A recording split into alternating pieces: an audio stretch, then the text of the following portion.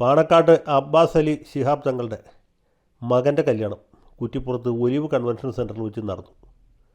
കേരള മുഖ്യമന്ത്രി, പ്രതിപക്ഷ നേതാവും വിവിധ രാഷ്ട്രീയ പാർട്ടികളുടെ നേതാക്കന്മാരും സിനിമാ നടന്മാരും മറ്റ് പ്രമുഖ വ്യക്തികളടക്കം ഒരുപാട് പേർ ഇതിൽ പങ്കെടുത്തു.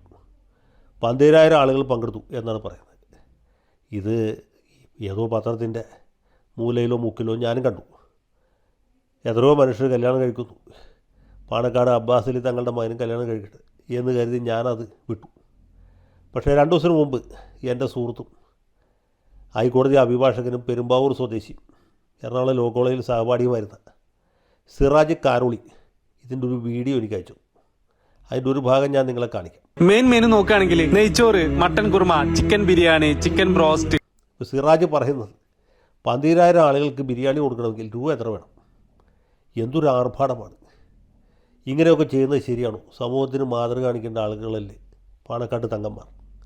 എന്ന് മാത്രമല്ല, മുസ്ലിം ലീഗ് സംസ്ഥാന കമ്മിറ്റി തന്നെ എത്ര പ്രമേയങ്ങൾ പാസ്സാക്കിയിട്ടുണ്ട്. ആർഭാട വിവാഹം നടത്താൻ പാടില്ല, ലളിതമായ വിവാഹമാണ് പ്രവാചകൻ നമ്മളെ പഠിപ്പിച്ചിട്ടുള്ളത്. പ്രവാചക ചര്യ നമ്മൾ പിന്തുടരണം എന്നൊക്കെ ദൈനംദിന അടിസ്ഥാനത്തിൽ ഉത്ബോധിപ്പിച്ചുകൊണ്ടിരിക്കുന്ന തങ്ങന്മാർ ഇങ്ങനെയൊക്കെ ചെയ്യുന്നത് ശരിയാണോ എന്നാണ് സിറാജിൻ്റെ ചോദ്യം. സിറാജ് ചോദിച്ചതിൽ കാര്യമുണ്ട്. ഞാൻ ഇന്ത്യ വിഷൻ ചാനലിൽ വാരാന്തി നടത്തിക്കൊണ്ടിരിക്കുമ്പോഴാണ്, അത് 2008-ലോ 2009-ലോ ആയിരിക്കാം, ആ മുസ്ലിം ലീഗ് സംസ്ഥാന കമ്മിറ്റി ആർഭാട വിവാഹത്തിനെതിരായിട്ട് വലിയൊരു ഫത്വ പുറപ്പെടുവിച്ചു. എന്ന് മാത്രമല്ല, ഇനി മേലിൽ ലീഗുമായി ബന്ധപ്പെട്ട മതപണ്ഡിതന്മാരാരും തന്നെ, പാണക്കാട് തങ്ങളടക്കം, ആർഭാട വിവാഹങ്ങൾക്ക് അധ്യക്ഷത വഹിക്കുകയില്ല എന്നും കൂടി അതിൻ്റെ അകത്ത് എഴുതി വെച്ചു. ഇത് കഴിഞ്ഞ് കഷ്ടിച്ച് 3 ആഴ്ച കഴിഞ്ഞപ്പോഴാണ് സാക്ഷാൽ യൂസഫ് അലിയുടെ, MA യൂസഫ് അലിയുടെ അനുജൻ അഷ്റഫ് അലിയുടെ മകൻ്റെ കല്യാണം. മകളുടെ കല്യാണം. ആർഭാടമൊന്നും ഉണ്ടായിരുന്നില്ല, വളരെ ലളിതമായ വിവാഹം. ഇവിടെ 12,000 പങ്കെടുത്തെങ്കിൽ അവിടെ 15,000 ആയിരിക്കും പങ്കെടുത്തത്, അത്രേ ഉള്ളൂ. അതിൽ ഏറ്റവും വലിയ തമാശ എന്ന് വെച്ചാൽ, ഞാനിപ്പോഴും ഓർക്കുന്നുണ്ട്, അത് വാരാന്ത്യത്തിൽ കമൻറ്റ് ചെയ്തതുമാണ്. മുഗൾ പാദുഷയെപ്പോലെ ഒരു കിന്നരി തലപ്പാഹു വെച്ച് വരൻ, സർവാഭരണ വിഭൂഷിതയായിട്ടുള്ള വധു. വിവാഹകർമ്മം നടത്തി കൊടുത്ത ആരാന്ന് വെച്ചാൽ സാക്ഷാൽ പാണക്കാട് തങ്ങൾ. അപ്പോൾ ഞാൻ അന്നത് കമൻറ്റ് ചെയ്ത് കൃത്യമായിട്ട് ഓർക്കുന്നുണ്ട്. സിറാജ് കാരോളി പറയുന്നതിന് മുമ്പ് ഈ വക കാര്യങ്ങൾ ശ്രദ്ധിക്കുന്നതാണ് ഞാൻ. ഇപ്പോൾ പിന്നെ വാരാന്ത്യം ഇല്ലാത്തതുകൊണ്ട് അതിൽ പ്രത്യേകിച്ച് വിമർശിക്കുന്നില്ല എന്ന് മാത്രം. അപ്പോൾ ഏത് കാലത്തും ഇതിൻ്റെ ഒരു ബുദ്ധിമുട്ട് ഇതാണ്. നമുക്ക് മറ്റുള്ളവർ ഉപദേശിക്കാൻ വളരെ സുഖമാണ്, സൗകര്യമാണ്. നമ്മുടെ ജീവിതത്തിൽ ഇത് പുലർത്തുക എന്ന് പറഞ്ഞാൽ വളരെ വളരെ ദുഷ്കരമായിട്ടുള്ള കാര്യമാണ്. നിരാർഭാട വിവാഹം നടത്തിക്കളാന്ന് വെച്ചാൽ ആളുകൾ സമ്മതിക്കില്ല. അങ്ങനെ പോരാ, ഇങ്ങനെ പോരാ, അത്ര ആളെ വിളിച്ചാൽ പോരാ, ഇത്ര ആളെ വിളിക്കണം. പിന്നെ മറ്റേടത്ത് ഇന്നാളെ വിളിച്ചില്ല, അത് വിട്ടുപോയി, വലിയ പ്രശ്നമായി. ഇങ്ങനെയൊക്കെയുള്ള 100,000 പ്രശ്നങ്ങൾ അതിൻ്റെ അകത്ത് അന്തർഭവിച്ചിട്ടുണ്ട്. ഞാനിതുപോലൊരു നിരാർഭാട വിവാഹം നടത്തിയ ആളാണ്, അതുകൊണ്ട് പറഞ്ഞത്. അന്ന് കാലത്ത് എനിക്ക് 2 ലക്ഷം രൂപ കയ്യിൽ നിന്ന് പോയി എന്നുള്ളതാണ് സത്യം. അപ്പോൾ അതിനെക്കുറിച്ച് കൂടുതൽ പറയാൻ ആഗ്രഹിക്കുന്നില്ല. പക്ഷേ യഥാർത്ഥത്തിൽ നിരാർഭാട വിവാഹം നടത്തിയ ആളുകളെ എനിക്കറിയാം. ഒരാൾ നമ്മുടെ സാക്ഷാൽ കെ ഇസ്മായിലാണ്, CPI നേതാവ്, അന്ന് മന്ത്രിയാണ്. 1999-ലായിരിക്കണം, 99-ലെ പാർലമെൻറ്റ് തെരഞ്ഞെടുപ്പിൻ്റെ സമയത്താണ് കെ ഇസ്മായിലിൻ്റെ മകൻ്റെ കല്യാണം പാലക്കാട് കോട്ട മൈതാനത്ത് വെച്ച് നടക്കും. CPI-കാരനാണല്ലോ, നേതാവാണല്ലോ, മന്ത്രിയാണല്ലോ. ഞാനും നമ്മുടെ ചില സുഹൃത്തുക്കളും കൂടി ഇവിടെ നിന്ന് കാറിന് പാലക്കാട്ട് എത്തും. അവിടെ ചെല്ലുമ്പോൾ സംഗതിയൊക്കെ കൊള്ളാം. 12,000 ഇല്ലെങ്കിലും 18,000 പേരെങ്കിലും കാണും. ബഹുജന സമുദ്രമാണ് കോട്ട മൈതാനം. വരുന്നവർക്ക് എല്ലാവർക്കും വിഭവസമൃദ്ധമായി വിരുന്ന് ഒരുക്കിയിട്ടുണ്ട്. വിരുന്നെന്ന് വെച്ചാൽ ഓരോ ഗ്ലാസ് ചായ, അതിൻ്റെ കൂടെ ഓരോ ബിസ്ക്കറ്റ്. അത് ഈ പാർലെ ബിസ്ക്കറ്റാണ്. ഞാൻ ഏതായാലും ആലുവയിൽ നിന്ന് അവിടെ വരെ ചെന്നാണല്ലോ ധരിച്ച് 2 കഴിച്ചു. ബാക്കിയുള്ളവർക്ക് ഓരോന്നിൽ നിർത്തി. പ്രമേഹ രോഗമുള്ള ചില സഖാക്കളൊക്കെ ആ ബിസ്ക്കറ്റ് കഴിച്ചില്ല. അപ്പോൾ അങ്ങനെയായിരുന്നു ഈ കെ ഇസ്മായിലിൻ്റെ മകൻ്റെ കല്യാണം. അതിനെക്കുറിച്ച് പിന്നീട് ഈ നിരാർഭാട വിവാഹത്തെക്കുറിച്ച് സാക്ഷാൽ സുകുമാർ അഴീക്കോട് കലാകൗമുദിയിലോ മറ്റും ലേഖനം എഴുതി.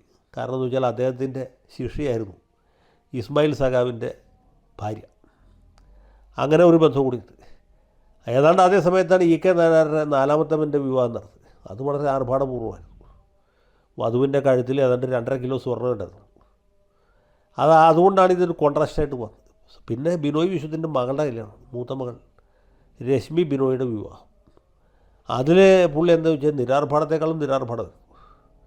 അത് ഭയാനകമായ നിരാർഭാടമായിരുന്നു. കാരണം പുള്ളി ആരെയും തന്നെ കല്യാണത്തിന് ക്ഷണിച്ചില്ല.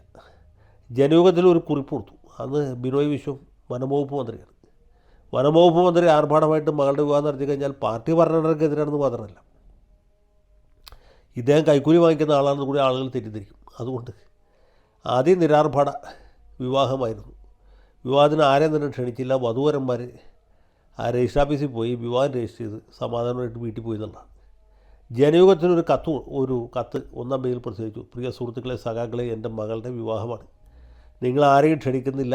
മതപരമോ സാമൂഹ്യമായ യാതൊരു ചടങ്ങോ വിരുന്നോ ഒരുക്കുന്നില്ല. കഴിഞ്ഞില്ലേ? അത് വായിച്ച് ഒരുപാട് സഖാക്കൾ അമർഷം കൊണ്ടു. കാരണം എന്താ വെച്ചാൽ ബിനോയ് വിശ്വത്തിൻ്റെ മകളുടെ കല്യാണം നടത്തുമ്പോൾ അതിൽ പങ്കെടുക്കാനുള്ള ഒരവകാശം ഈ നാട്ടിലെ എല്ലാ സഖാവിനും ഉണ്ട്. എന്നാൽ ബിനോയുടെ വിവാഹം തന്നെ നിരാർഭാടമായിട്ട് പണ്ട് എറണാകുളം ടൗൺ ഹാളിൽ നടന്നത് എനിക്ക് ഓർമ്മയുണ്ട്. 1979 80 അങ്ങനെ ആയിരിക്കും. ഞാനും പങ്കെടുത്താണ്. അന്ന് അവിടെ വരുന്നവർക്കൊക്കെ ഓരോ ഗ്ലാസ് നാരങ്ങ വെള്ളം കൊടുത്തു. ബിനോയ് വിശ്വം അതിനും പിശുക്കനായതുകൊണ്ട് പച്ചവെള്ളം കൊടുത്തില്ല. ആരെയും വിളിച്ചില്ല, പങ്കെടുക്കാനും പറ്റിയില്ല. ആ പാർട്ടിക്കാർക്ക് ഇപ്പോഴും അതിൻ്റെ ഒരു വിഷമം പലരും പറയാറുണ്ട്.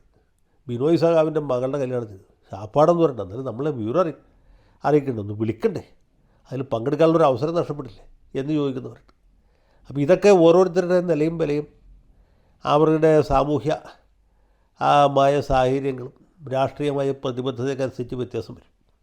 കെ ഇസ്മായിലിനെ പോലെയോ ബിനോയ് വിശ്വത്തെ പോലെയോ നിരാർഭാട വിവാഹം നടത്താൻ പാണക്കാട് തങ്ങൾക്കോ പി കെ കുഞ്ഞാലിക്കുട്ടിക്കോ ഒരു പക്ഷേ സാധിച്ചൊന്നും വരില്ല. സാധിക്കുമെങ്കിൽ തന്നെ ആളുകൾ സമ്മതിക്കില്ല. പിന്നെ തങ്ങളുടെ വീട്ടിലെ കല്യാണത്തിൽ പങ്കെടുത്തു എന്ന് പറയുന്നത് ഒരു ഗമയായിട്ട് എടുക്കുന്ന ആളുകളുണ്ടാവും നാട്ടുപുറത്തൊക്കെ. പാണക്കാട് അബ്ബാസ് അലി തങ്ങളുടെ മകൻ്റെ കല്യാണത്തിൽ പങ്കെടുത്ത ആളാണ് എന്ന് പറഞ്ഞാൽ അതൊരു ഗമയാണ്, ഒരു അന്തസ്സാണ്. അങ്ങനെ ഉണ്ടാവും. ഇനി ചിലപ്പോൾ ചില നേതാക്കന്മാർ അതിഭയങ്കരമായ വിവാഹം നടത്തും, വരുന്നവർക്കൊക്കെ സാപ്പാട് കൊടുക്കും. രമേശ് ചെന്നിത്തലയുടെ 2 ആൺമക്കളുടെയും വിവാഹത്തിൽ ഞാൻ പങ്കെടുത്താണ്.